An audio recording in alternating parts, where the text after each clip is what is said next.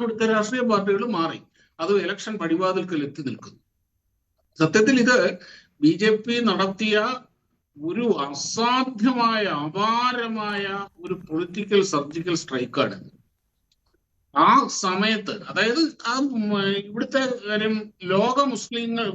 ലോക മുസ്ലിം സമൂഹത്തിൽ ഇന്ത്യൻ മുസ്ലിങ്ങളുടെ ഒരു വലിയ ശബ്ദമാണ് ഈ കാന്തപുരം അബൂബക്കർ മുസ്ലിയാർ.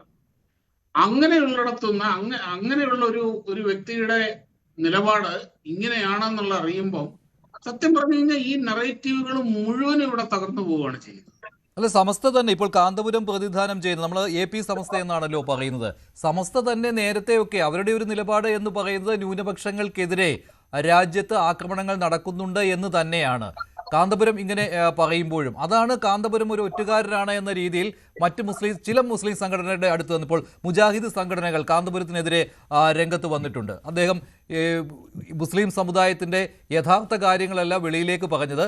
അതുമാത്രമല്ല, ഒരു പടി കൂടി കടന്നുകൊണ്ട് ED കാണിച്ച് കാന്തപുരം AP അബൂബക്കർ മുസ്ലിയാരെ ഭീഷണിപ്പെടുത്തുകയാണ് BJP ചെയ്തത്.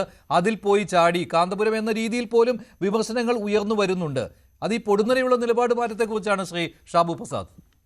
ഇല്ല, അത് എന്താ, ഞാൻ കുറ്റം പറഞ്ഞിട്ട് കാര്യമില്ല. കാര്യം ഈ പെട്ടെന്നുണ്ടായ ഈ അങ്കലാപ്പിൽ നിന്ന് ഒരിക്കലും പ്രതീക്ഷിക്കാത്ത ഈ ഒരു സംഭവത്തിൽ നിന്ന് ആകപ്പാടെ എന്ത് പറയണമെന്ന് അറിയാൻ വയ്യ.